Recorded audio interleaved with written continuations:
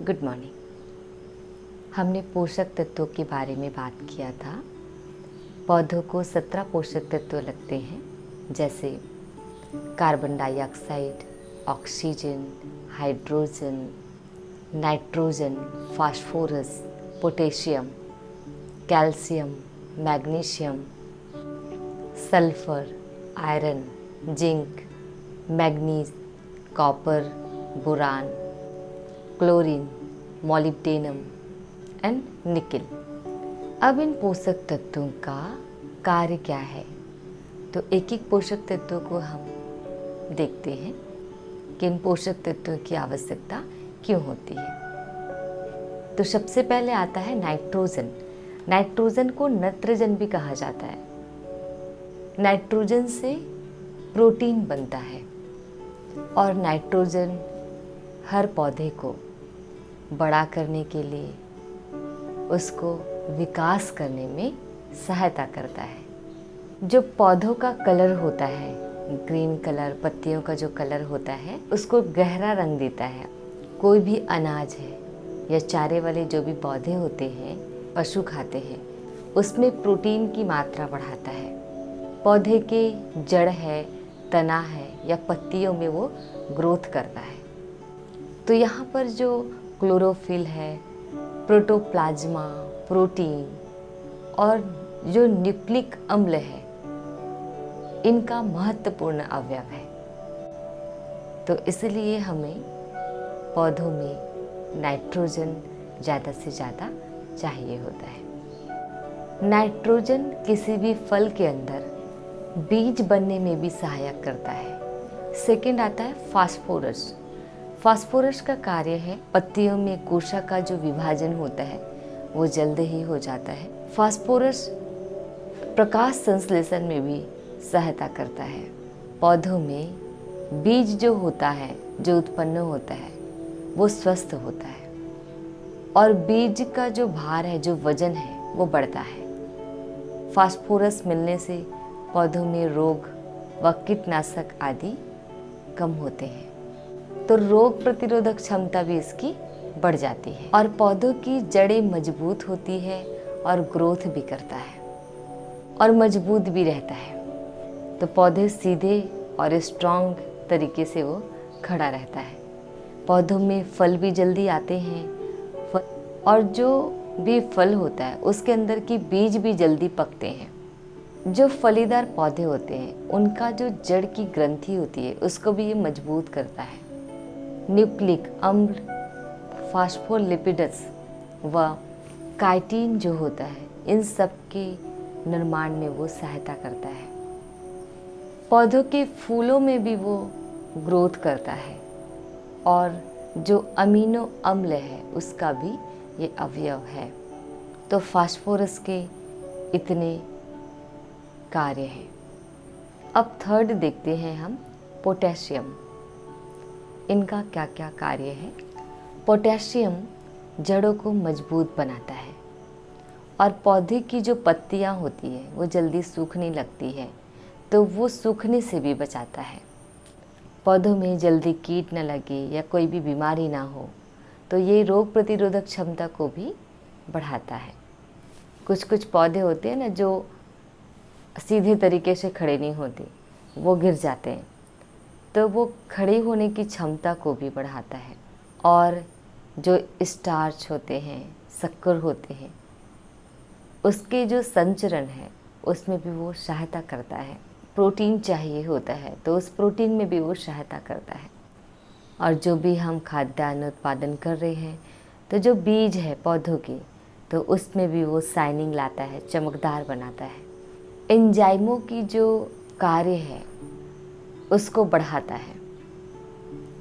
मौसम अगर ठंडा हो गया या बारिश का हो गया तो सनलाइट नहीं आता है।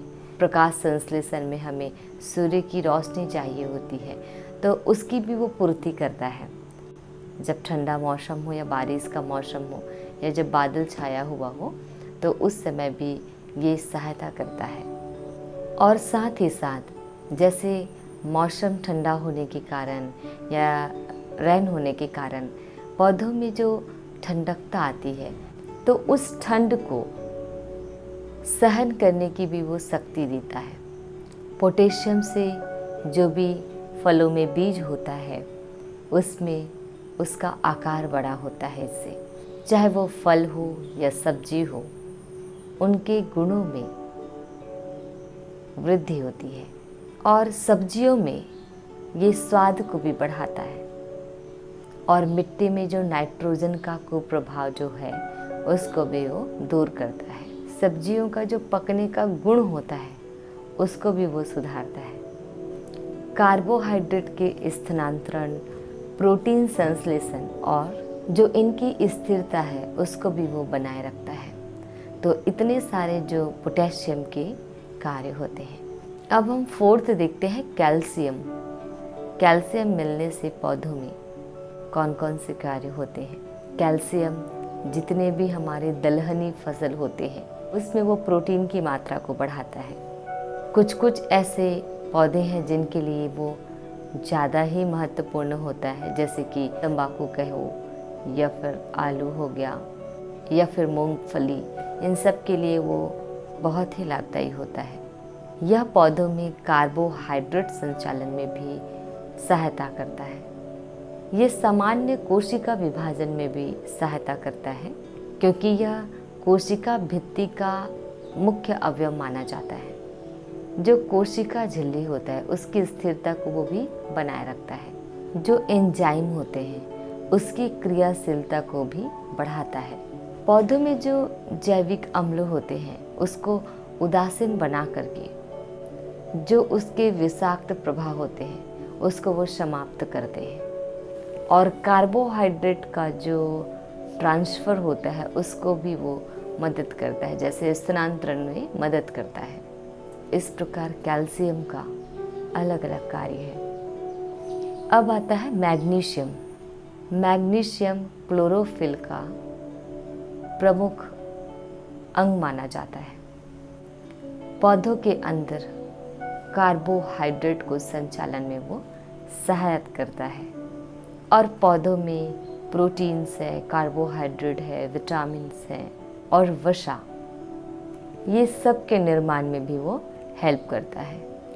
जो भी चारे वाली फसल होती है उसके लिए भी ये महत्वपूर्ण भूमिका निभाती है। मैग्नीशियम के बिना प्रकाश संश्लेषण का कार्य नहीं हो पाता है। फास्फोरस के अवशोषण और जो स्थानांतरण में भी वृद्धि करता है। कार्बोहाइड्रेट उपापचय जो कहते हैं, न्यूक्लिक अम्लों के जो संश्लेषण आदि में जितने भी भाग लेने वाले एंजाइम हैं, उन एंजाइमों की जो कार्य क्षमता है उसको भी वो बढ़ाता है। जैसे है क्रोमोसोम, पॉलीराइबोसोम, इन सब का भी वो अनिवार्य अंग है। तो इसलिए भी मैग्नीशियम की आवश्यकता होती है। अब उसके बाद आता है सल्फर, माना गंधक। गंधक का कार्य है, यह अमीनो अम्ल, प्रोटीन्स, विटामिन्स, इसमें वो निर्माण में सहायता करता है। थायमिन, बायोटिन तथा एंजाइम में भी इसके निर्माण में भी वो सहायता करता है।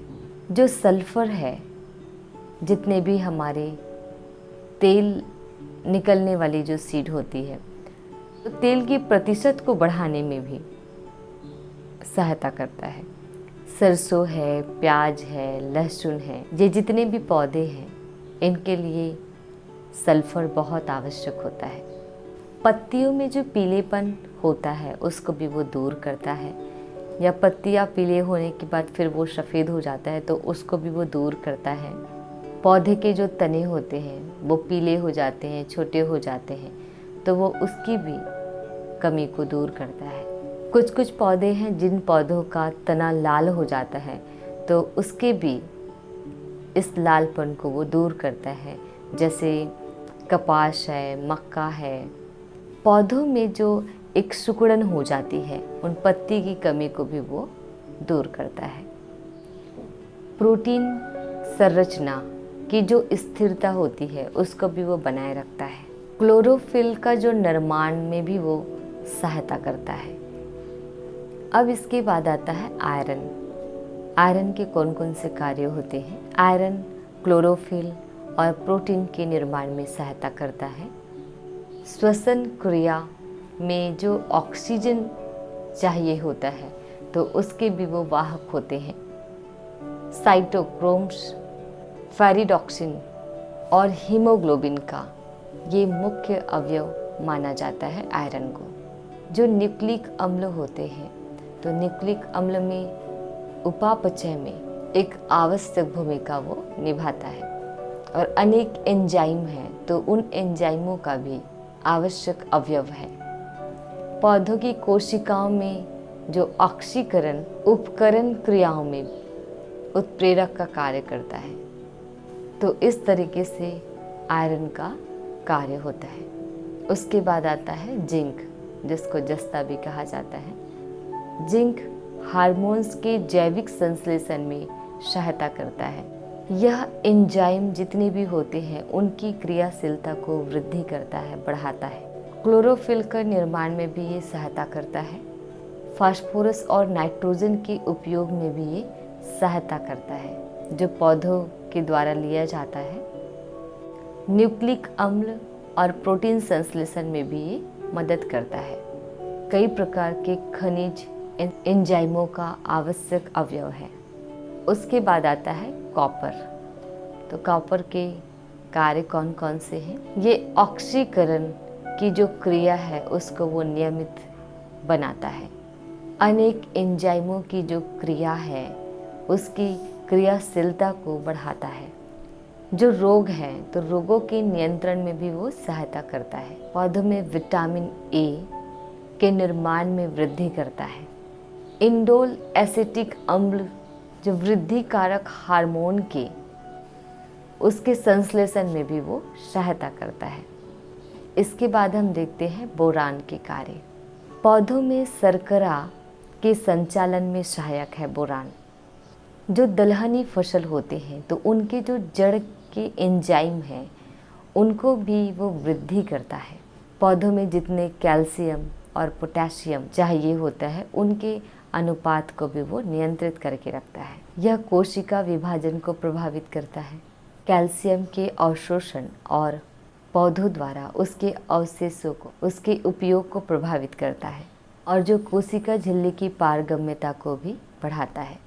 कार्बोहाइड्रेट के स्थानांतरण में भी मदद करता है और एंजाइमों की जो क्रियाशीलता है उसको भी वो परिवर्तन करता है।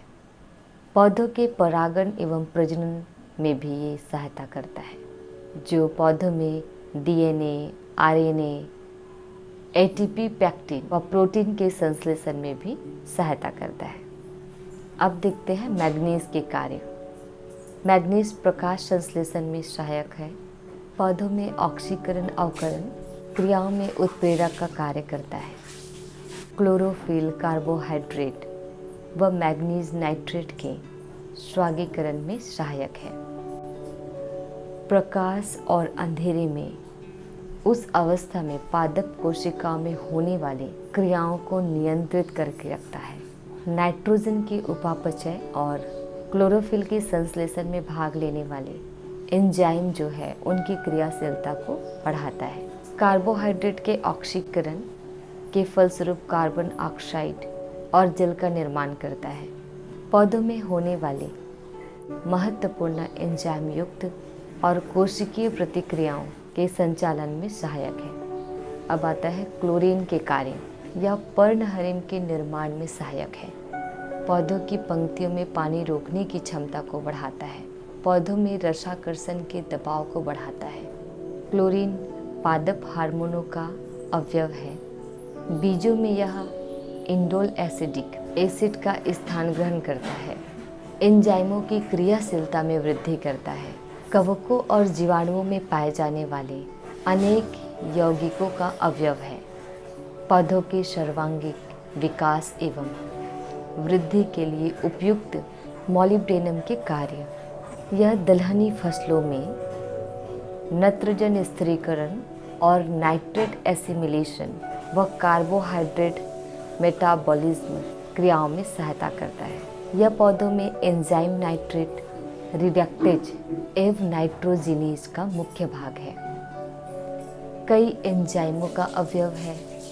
नाइट्रोजन का उपयोग और नाइट्रोजन का यौगीकरण में भी ये सहायता करता है।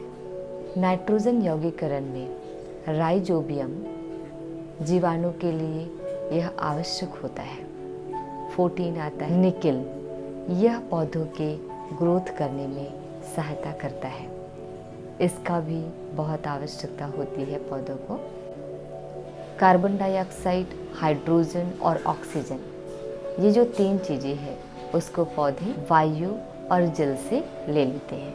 तो अभी तो ये जितने भी पोषक तत्व हैं इनके कार्य हमें, इनकी आवश्यकता क्यों पड़ती है ये समझ आया। और अगर ये पौधों को नहीं मिलता है तो उसके कौन कौन से लक्षण होंगे, कारण क्या होगा, ये हम आगे देखेंगे। So wish you all the best. Thank you so much. Have a nice day.